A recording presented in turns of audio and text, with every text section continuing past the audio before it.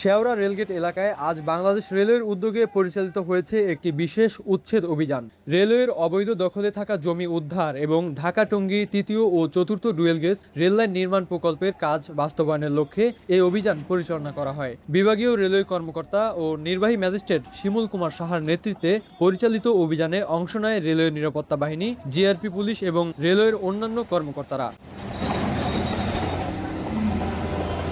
অভিযান চলাকালে প্রায় 1 একর 7 শতাংশ রেলওয়ের জমি দখলমুক্ত করা হয়। একই সঙ্গে অবৈধভাবে নির্মিত প্রায় 100 থেকে 120টি দোকান ও গ্যারেজ উচ্ছেদ করা হয়। সংশ্লিষ্ট সূত্র জানায়, উদ্ধারকৃত এই জমি ঢাকা-টঙ্গী তৃতীয় ও চতুর্থ ডুয়েল গেজ রেললাইন নির্মাণ প্রকল্পের কাজে ব্যবহার করা হবে। এ বিষয়ে নির্বাহী ম্যাজিস্ট্রেট শিমুল কুমার সাহা বলেন, রেলওয়ের জমি দখলমুক্ত করতে ভবিষ্যতেও এ ধরনের অভিযান অব্যাহত থাকবে। তিনি আরও জানান, উন্নয়ন প্রকল্প বাস্তবায়ন এবং নিরাপদ রেল চলাচল নিশ্চিত করতে অবৈধ দখলের বিরুদ্ধে নিয়মিত ব্যবস্থা গ্রহণ করা হবে।